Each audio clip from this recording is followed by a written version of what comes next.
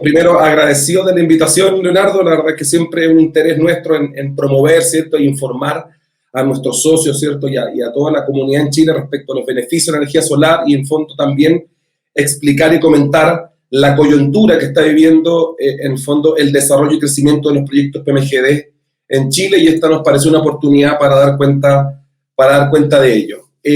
Una breve mirada sobre Cesol, básicamente complementar lo que ya comentó Aura, así que lo voy a pasar más o menos rápido, y después me gustaría ir con una presentación que aborda desde el contexto mundial o global, ¿cierto?, de la industria solar y en particular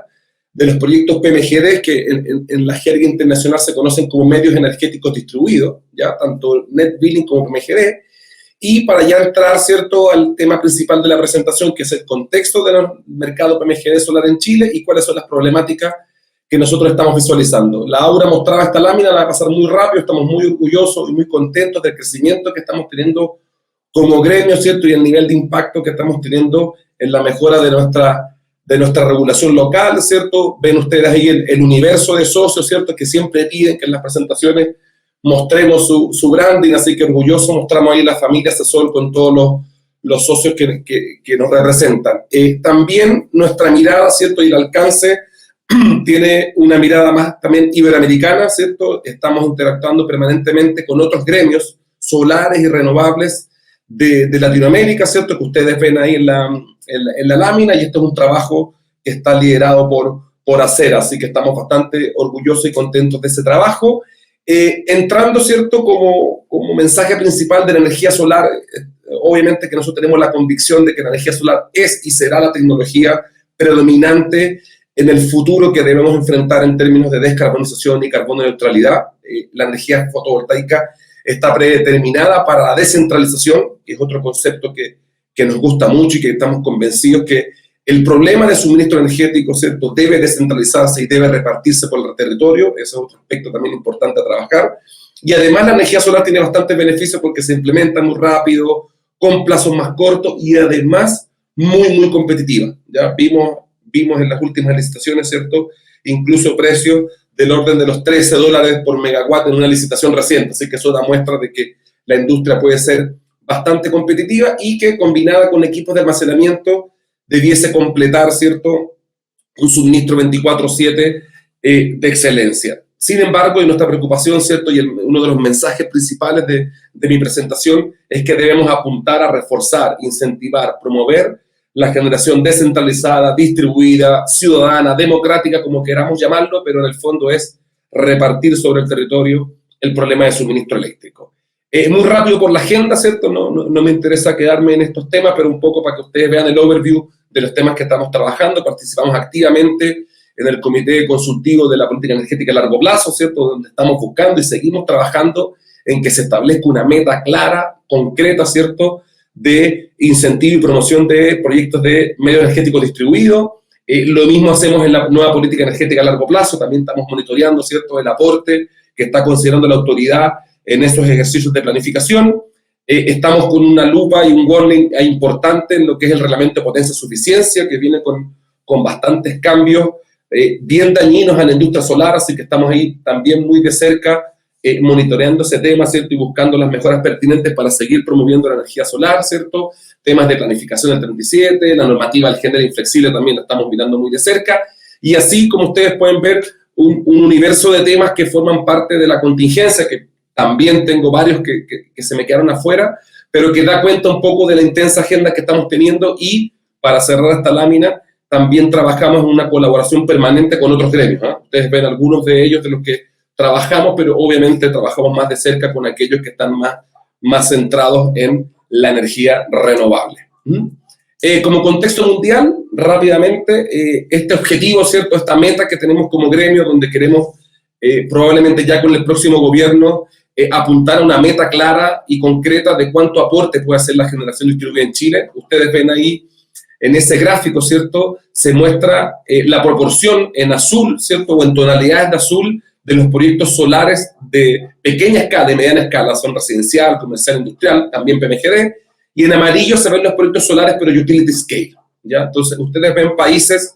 que son mucho más amarillos y, por tanto, su energía solar viene en mayor proporción de proyectos de gran escala, como por ejemplo España, y como por ejemplo nosotros, Chile, donde un 75% de energía solar viene de proyectos a gran escala, pero lo que apuntamos es parecernos más, y ahí tengo destacado, por ejemplo, una Alemania, o una Italia, o un Polonia, ¿cierto?, donde esta proporción está invertida. Sobre el 70-75% de la energía que tienen esas matrices vienen de energía residencial, comercial, industrial, de medios energéticos distribuidos, porque claramente tienen claras políticas públicas de incentivar y promover este tipo de proyectos, y por eso dejo el mensaje que el crecimiento de la industria solar en Chile debe realizarse en mayor proporción con proyectos METS, pero hemos echado de menos, y siempre ha sido nuestra crítica, la falta de política pública y directrices claras para lograr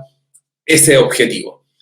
Lo mismo pasa en otras matrices, les dejo también acá como dato de la presentación, ustedes pueden ver como grandes economías, ¿cierto?, y grandes estados en Estados Unidos, ¿cierto?, tienen metas claras de crecimiento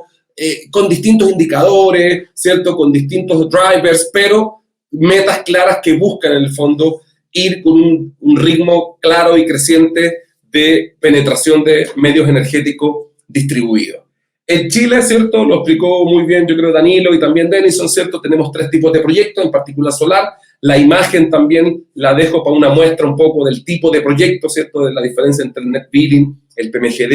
y el proyecto de gran escala, y con las diferenciaciones, ¿cierto?, que yo creo que ya todos conocemos para este tipo de proyectos. Algunos datos rápidos de la energía solar, en particular PMGD en Chile, ¿cierto?, como les comentaba, un 25% de estos proyectos son solares, estamos hablando de cerca ya en conjunto de 1.100 megawatts, o sea, es una industria que está haciendo un aporte importante. Ustedes ven en el gráfico superior derecho como además un universo de empresas, estamos hablando ya más de 50 empresas, ¿cierto?, que están realizando proyectos en Chile, y eso es muy beneficioso, no solo energía distribuida y descentralizada, sino que además se diversifica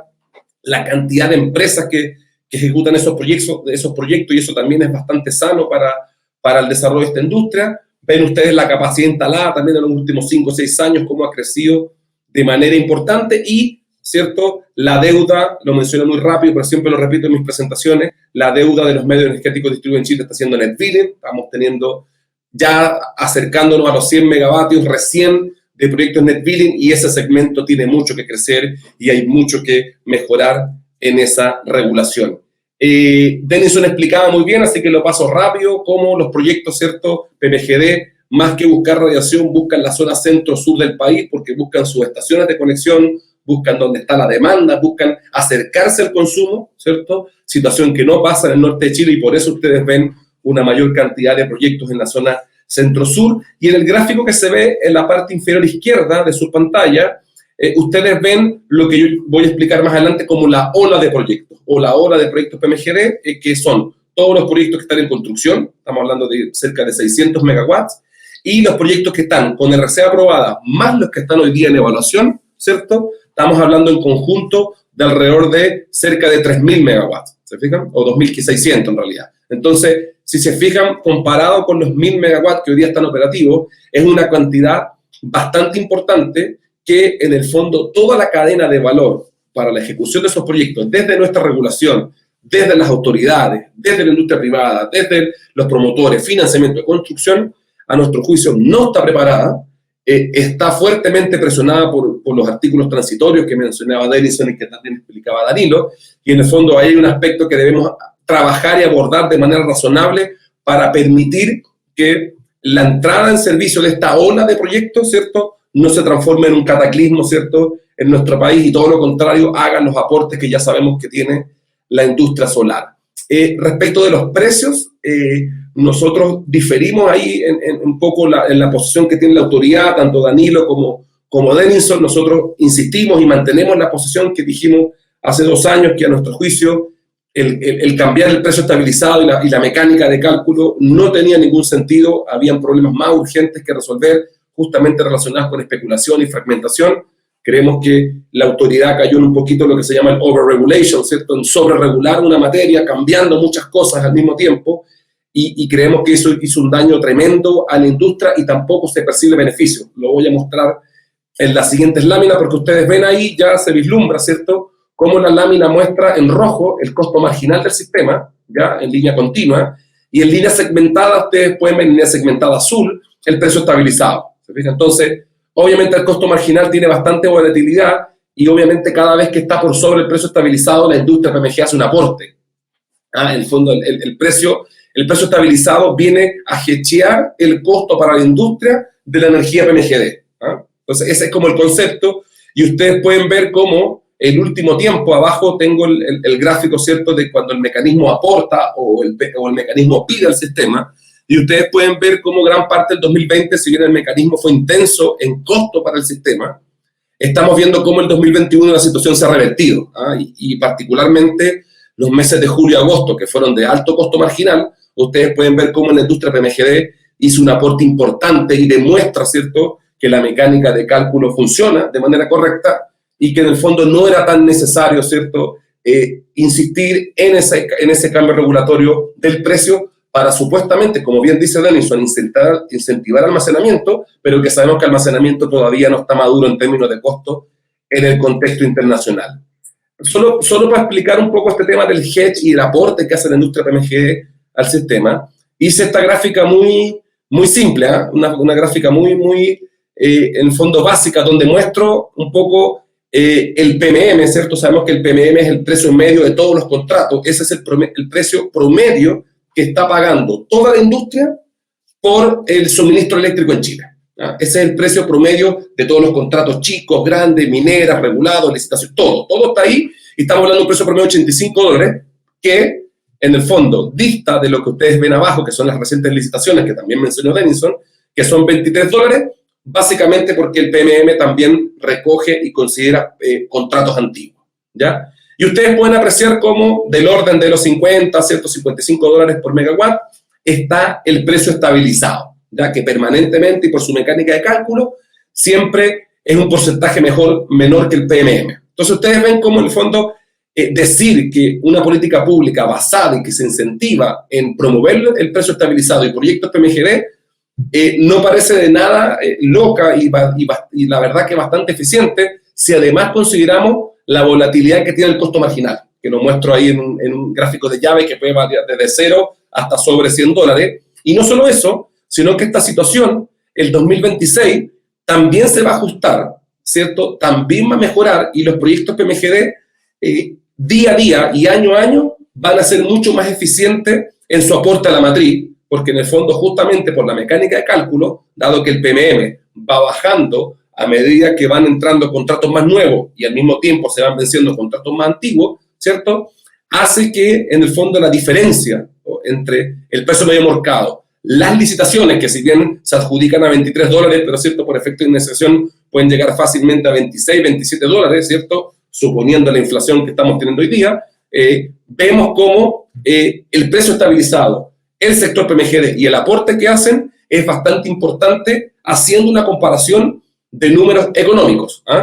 Y sin contar que este gap que ustedes ven ahí probablemente entre el precio estabilizado y licitaciones no considera, ¿cierto?, que los grandes proyectos tienen costo de transmisión, ¿cierto?, tienen pérdida, porque están lejanos los centros de consumo, y ese efecto, esa suma hoy día con la problemática que está teniendo la transmisión puede ser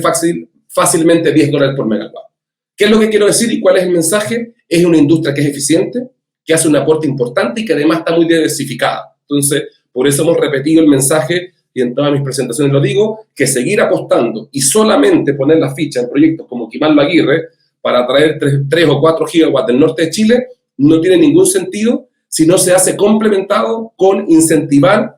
proyectos a nivel distribuido y en el mismo plazo, en los mismos 8 o 10 años que se está apostando únicamente por esa política pública, una política pública también basada en PMGD podría aportar prácticamente lo mismo y de manera más sólida y robusta. Entonces, dicho eso, me paso un poco al tema central de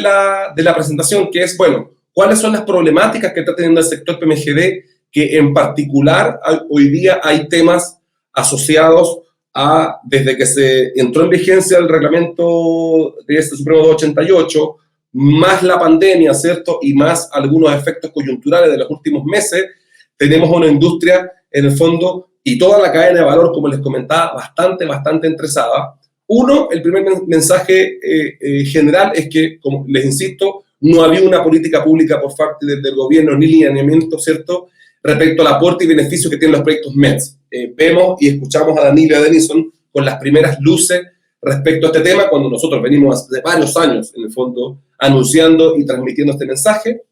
Como bien decía Denison, el proyecto de ley de MEDS nunca se ingresó al Congreso por A, B, C motivo, ¿cierto? Nunca tuvimos acceso al alcance del proyecto, así que tampoco sabemos, ¿cierto?, cuál es la intención del Ejecutivo en ese proyecto, ni cuáles son las temáticas que estaban pensando abordar. Y, en el fondo, lo que creemos que ese proyecto de ley o los cambios que hay que buscar es un incentivo o un premio a proyectos que cada vez más se acerquen a los centros de consumo. ¿Ya? Vemos cómo el segmento de transmisión está enfrentando problemáticas importantes y justamente la generación distribuida no es la solución única, no es la solución mágica, pero puede hacer un aporte bastante importante. La problemática principal del sector PMGD hoy día yo la he titulado como plazos de desarrollo y materialización de proyectos PMGD, ¿ya? Por una parte, ¿cierto?, tenemos una presión de la industria y en particular del reglamento, y por eso vemos una ola de proyectos producto del artículo transitorio del Decreto Supremo 88, y en ese sentido la declaración en construcción se está convirtiendo en un hito clave para los PMGD, así que está todo el foco, ¿cierto?, en cómo se define y cómo se logra esa declaración en construcción. También hay una incompatibilidad, ¿cierto?, en el avance de los proyectos y en los plazos, ¿cierto?, que tiene la tramitación ambiental de los proyectos, donde mayoritariamente está liderada por organismos estatales, y cómo conversa esa tramitación ambiental liderada por el Estado con la tramitación eléctrica, que no depende del Estado, sino que depende del sector privado, en particular de las empresas distribuidoras. Entonces, ahí los proyectos PMGD están al medio de estas dos problemáticas, ¿cierto? Y estamos viendo, por una parte, organismos como, por ejemplo, el CEA, el SAC, MIMBU, MOP, el Consejo de Monumentos y Bienes Nacionales, con retrasos importantes en la tramitación de proyectos. Además que se entiende que están sobrepasados por el volumen de proyectos que han tenido que enfrentar. Muchos de estos organismos, durante la pandemia, hicieron implementaciones de tramitación electrónica de algunos permisos, lo cual, obviamente,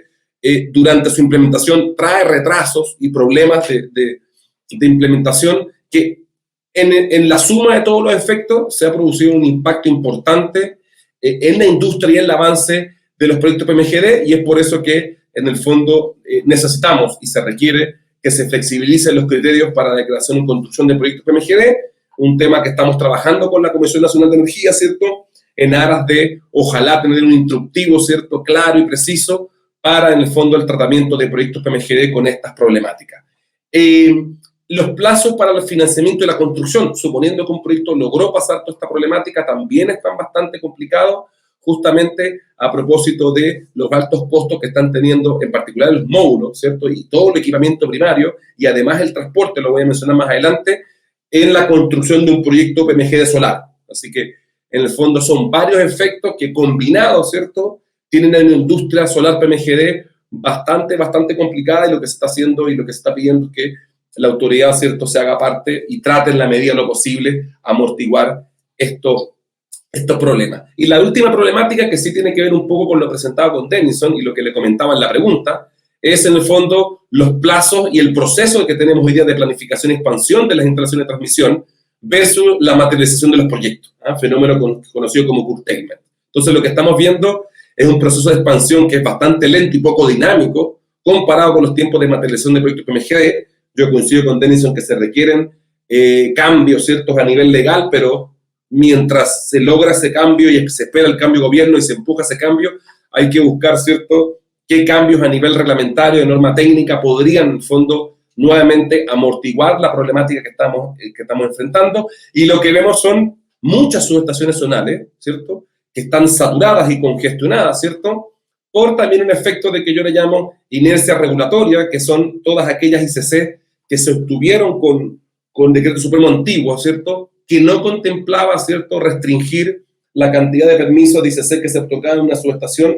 por la capacidad de transformación de dicha subestación. Así que toda esta combinatoria de problemáticas, de política pública, de reglamentaria, de cadena de valor de construcción de los proyectos, están haciendo que los próximos 6-7 meses de la industria PMGD van a ser bastante complicados. Y permítanme ilustrar el ejemplo para un poco se entienda el mensaje que les quiero transmitir. En la lámina ustedes ven simplificado, ¿cierto?, en el fondo, los pasos que tiene que hacer un desarrollador para lograr, en el fondo, llegar a buen puerto con su proyecto. Básicamente, tiene 5 meses para obtener el ICC, ¿cierto? Y después sabemos que el ICC dura 18 meses, o sea, es un proceso que más o menos toma 24 o 25 meses, ¿ya? Si ustedes se fijan, si el desarrollador es muy diligente, ¿cierto? Y logra combinar todos los astros, ¿cierto?, que se requieren en el desarrollo de un proyecto y logra meter la vía justo, vamos a suponer teóricamente, el mismo día que obtuvo el ICC,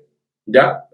Porque en fondo hacerlo antes está tomando un riesgo importante, algunos lo hacen, pero es un riesgo bastante mayor, y en el fondo la tramitación completa de esa vía toma 9 meses, que hoy día estamos teniendo días que fácilmente pueden tomar 12 meses y más, pero suponiendo que son 9 meses, y después de ese permiso, el desarrollador tiene que obtener el IFC, el Informe Favorable para la Construcción, del SAC el mismo y todos los permisos sectoriales, que pudiese tomar 6 meses, también está tomando más de día, en particular el IFC, bastante más plazo.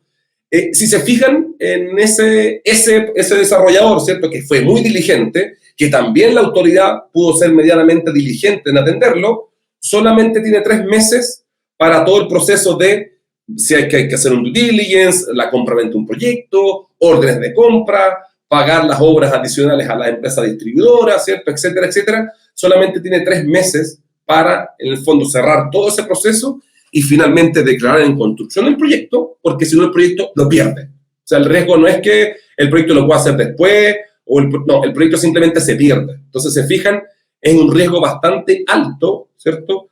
respecto a la problemática y al desafío que se tiene que hacer. Y esta foto que les estoy mostrando es para un solo proyecto, y normalmente los desarrolladores lo que hacen es tratar de desarrollar al menos 10 o 15 proyectos, ¿cierto?, pensando que probablemente la mitad pueda caer, y tienen que hacer esto por 10 o por 15. O sea, si se fijan, es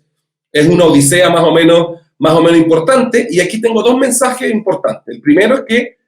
el desarrollador termina el proyecto, saca la RCA, tiene el IFC, pero el momento que va a pagar las obras, normalmente, dado el dinamismo que tiene la red de distribución, ¿cierto?, esa contingencia o cambios topológicos, etcétera, etcétera, obliga a actualizar la ICC. Entonces, no es que valga la ICC que tiene hace 15 meses, sino que además tiene que actualizarla, y ahí también puede perder 1 o 2 meses fácil para posteriormente la empresa distribuidora haga su ingeniería. Entonces, se fijan, el riesgo para este desarrollador, ¿cierto?, es bastante importante, y sobre eso, además, lo que hemos visto en las últimas controversias es que el promotor, ¿cierto?, en esta cadena que les estoy mostrando, de que en el fondo el proyecto puede avanzar hacia cualquier parte, puede tener dificultades, modificaciones, exigencias de la autoridad ambiental, de la autoridad sectorial, etcétera, etcétera, pero además nos hemos encontrado con pronunciamientos de la SEC donde obliga al promotor que cuando ingresa al F3, fíjense en la cadena, estamos hablando prácticamente 22 meses antes, el promotor del proyecto sea adivino del futuro y sepa exactamente dónde se va a emplazar el proyecto y no lo pueda mover 1 metro. Entonces, en el fondo, este riesgo y esta incompatibilidad y este tipo de trabas son las que están dificultando enormemente que esta industria pueda hacer un aporte mucho mayor que lo que está haciendo, porque está con una mochila regulatoria que debe sobrepasar. Pero dicho eso, además nos encontramos con los plazos, en esta misma línea del tiempo, con los plazos del nuevo Decreto Supremo 88, que si suponemos que en el fondo también, estoy yendo al límite, ¿cierto?, y teóricamente, cosas que no pasan, la situación real es mucho peor de que lo que estoy mostrando en la lámina, un promotor obtiene la ICC justo el mes 7 del primer transitorio, o sea, justo en abril de 2021, o en su defecto ingresa la vía ese mes, justo para poder entrar al transitorio, ¿cierto?, cumpliendo la exigencia que le está pidiendo el Decreto Supremo. Ese promotor, dado lo que le estoy mostrando y los plazos, simplemente no llega a declarar el proyecto. Fíjense, no llega a declarar el proyecto en construcción en mayo de 2022. No llega, aunque cumple el reglamento, y estoy suponiendo un caso bastante optimista. La realidad es que estos plazos se pueden multiplicar por 1.5 o 1.7 fácil y sin ningún problema. Entonces, lo que quiero transmitir y el mensaje es que ya la problemática de desarrollo de un proyecto es complicada, la coyuntura la está agravando, y tenemos un decreto supremo que además está apretando esta industria de manera totalmente ficticia e injustificada, sin ningún sentido. O sea, ¿cuál es el sentido de apretar a que los proyectos entren en tal fecha cuando la política regulatoria está funcionando. Ya les mostré el tema precio. Entonces, este es un tema que nosotros estamos trabajando de manera bastante importante. Los problemas de tramitación tampoco es nada nuevo y no es que sea un problema único del sector PMGD. También hay que reconocer que es un problema de la industria de energía, ¿cierto? La Comisión Nacional de Productividad lo ha transmitido varias veces, también la Cámara Chilena de la Construcción, y sabemos que también el Ministerio y el Gobierno ha hecho intentos y importantes esfuerzos, ¿cierto?, en plataformas tipo Super, ¿cierto?, la Superintendencia de Electricidad y Combustible también, pero sigue estando la dificultad para avanzar los proyectos y los plazos del reglamento no se mueven. Para que se hagan una idea, les muestro en esta lámina, ¿cierto?, los valores y las noticias que son recientes, fíjense, todas de octubre, estamos hablando de 2-3 semanas de noticias, donde el precio de los módulos ya superó los $0,3, ¿cierto?, centavos de dólar por watt, ¿cierto? El precio de los containers, ¿cierto?, que es este famoso container de 40 pies high cube, ¿cierto?, que con el que se transporta todo el equipamiento también ya está cercano a los $20,000, ¿cierto? El container cuando hace un año y medio, ¿cierto?, costaba probablemente una cuarta parte o menos, ¿cierto? Ustedes ven ahí la lámina. Y además, ¿cierto?, los materiales principales, como es el polisilicio, ¿cierto?, que es un componente importante en la fabricación de los módulos, ¿cierto?, pasó también en un año y medio de los $12-15 por kilo, ¿cierto?, a valores hoy día cerca, dice la noticia, 40-41. ¿Se fijan? Entonces, hay una presión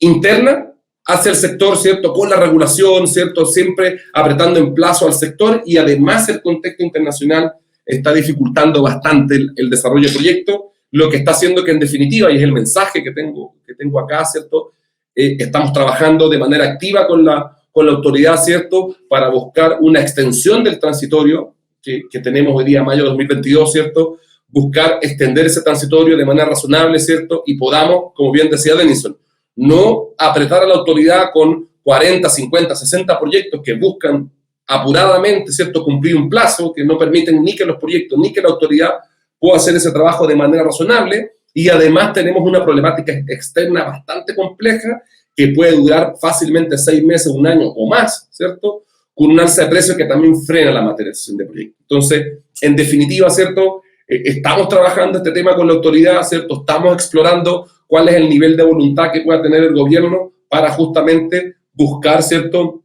una solución local a suavizar en la coyuntura que estamos enfrentando. Para cerrar, ¿cierto?, este tema de la planificación, ¿cierto?, y expansión de instalaciones, que en el fondo también es una problemática que identificó muy bien Denison, la problemática es bien simple. Tenemos un crecimiento muy rápido de proyectos PMGD, tenemos proyectos que en el fondo, si bien tienen un largo proceso de desarrollo, como el que le mostré, que dura 2 años, tiene un muy corto proceso de construcción. Entonces, cuando la autoridad ya empieza a contabilizar los proyectos, cuando ya dice, ok, este proyecto se va a construir, ya es bastante tarde para el planificador, ¿cierto?, incorporar esos proyectos. Entonces, esa es una temática que la metodología debe corregir, y como les comentaba, hay un incentivo, ¿cierto?, de la industria a buscar el precio antiguo, ¿cierto?, innecesariamente, insisto, y no el precio nuevo. Entonces, también hay una presión, y eso es gran parte del origen de esta carrera de la industria por lograr cumplir ese transitorio. Y también hoy día estamos viendo un nivel de conflicto entre los proyectos Net Billing y PMGD, porque en el fondo muchos proyectos Net Billing se están encontrando que en su SIP, ¿cierto?, se ve bastante limitada su inyección por ICCs de proyecto y, en el fondo, restricciones a nivel de transmisión zonal.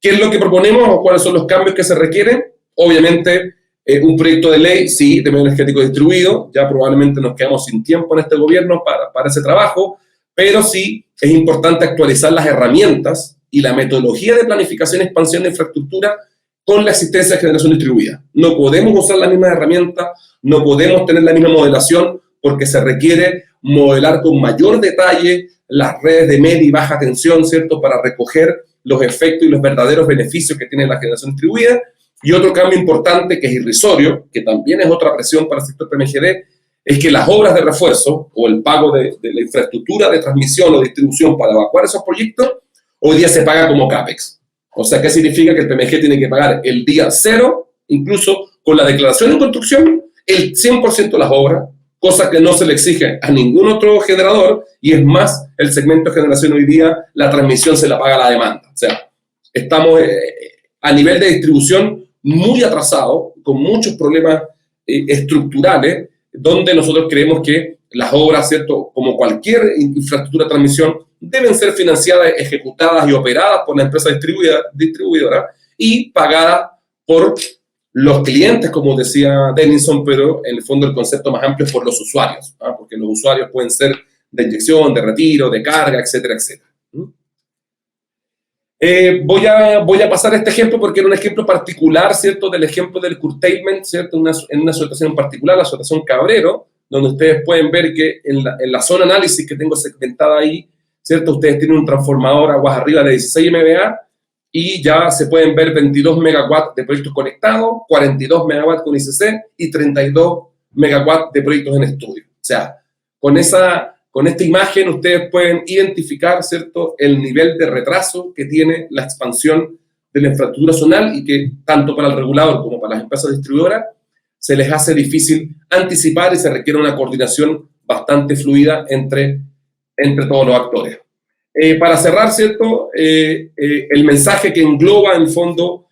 toda mi presentación se resume en ese título. La verdad que es un título que repito mucho en mis presentaciones porque recoge un poco nuestra preocupación y es que los medios energéticos distribuidos no han estado en el foco de nuestra regulación. O sea, vemos y escuchamos más sobre, insisto, nada con este proyecto porque creemos que es necesario, pero escuchamos mucho más de Quimarlo Aguirre de generación distribuida. Y ahí creo que tenemos un problema de foco y ha sido el problema